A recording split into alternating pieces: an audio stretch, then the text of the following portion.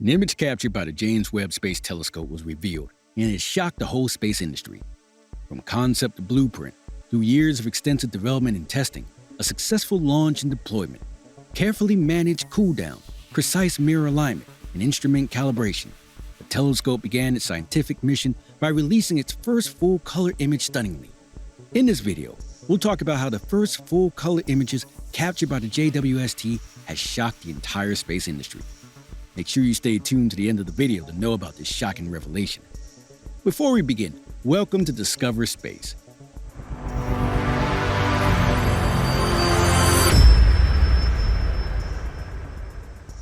If you want to be a part of our space journey, don't forget to click the subscribe button and hit the notification bell next to it to be the first to know whenever we upload a new video.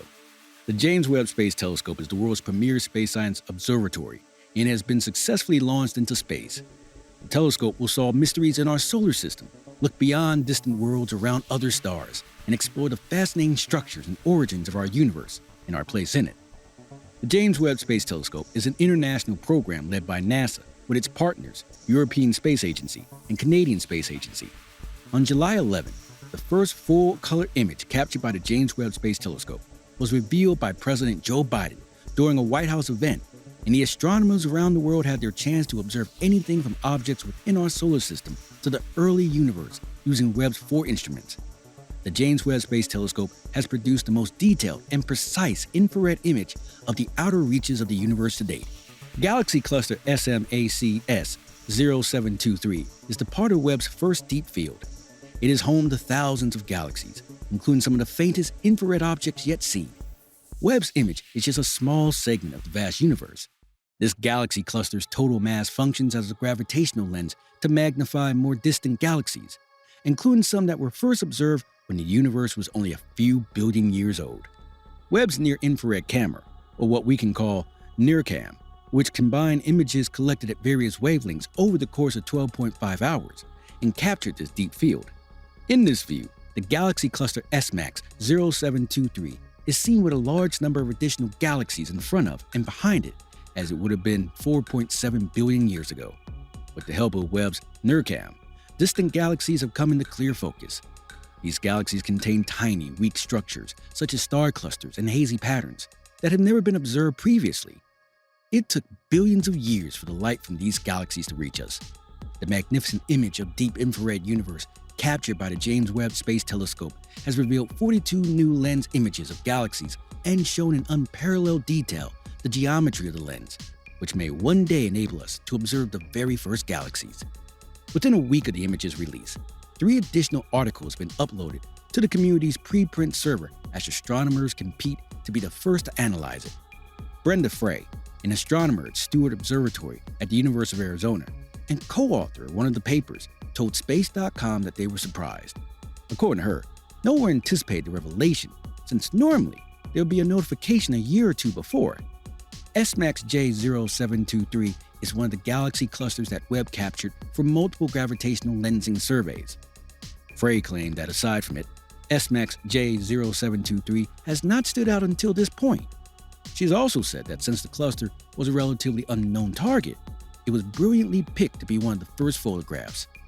Gravitational lensing is a phenomenon in which a very large object's gravity wraps space into a shape akin to an optical lens, resulting in light from whatever is behind the lens being distorted and brightened.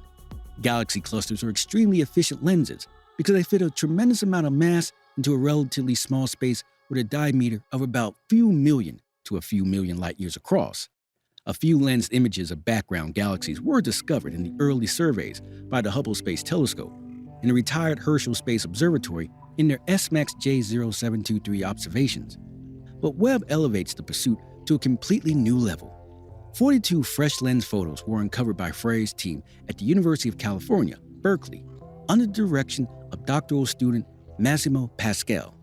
These 42 images, which were produced by gravitational lenses, each represent one of the same galaxy's 19 distant galaxies. There were 27 additional lens photos, according to a different team led by Gabriel Kamenha of the Max Planck Institute for Astrophysics in Germany. Regardless of the final results, these lens photos enable researchers to improve a map of the distribution of visible and dark matter in the SMACS J0723 cluster. and subsequently model the lens's shape. According to one of the most recent articles from a group led by Goleman Mahler of Durham University, the majority of the mass is concentrated on the cluster's brightest and most massive galaxy.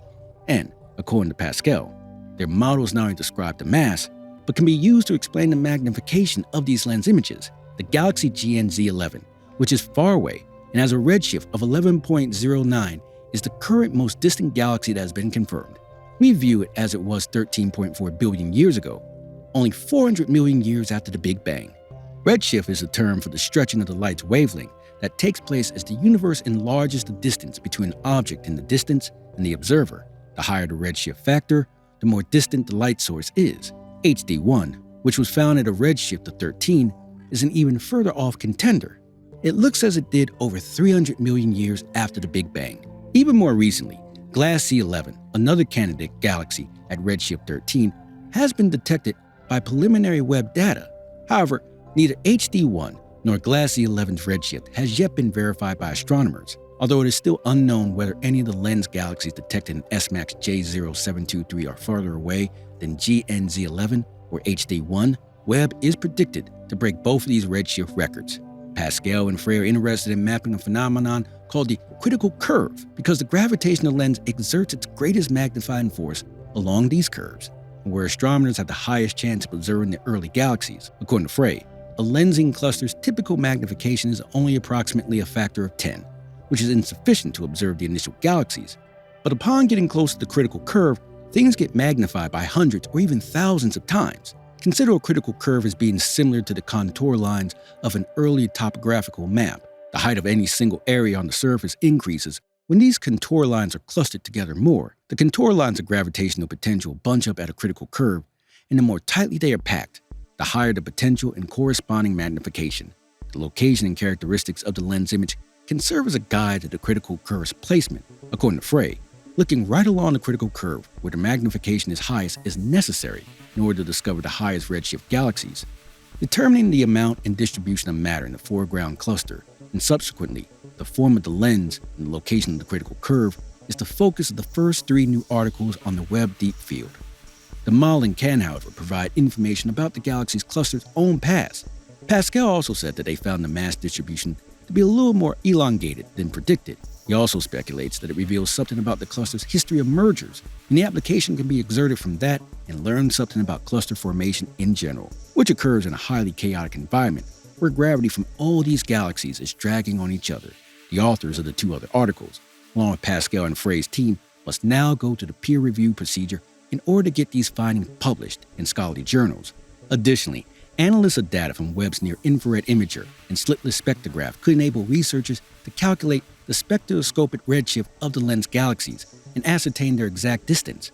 Pascal also said that the SMACS J0723 wasn't the star of the show before Webb's photographed it, and suddenly there are paper after paper on it, which really speaks to Webb's strength in revealing things that we previously couldn't see. The James Webb Space Telescope achieved depths at infrared wavelength, beyond the Hubble Space Telescope's deepest field, which took weeks to capture, and this is just the start. Longer exposure will be taken by researchers using Webb in the future, showing more of the vast universe. That's all for this video.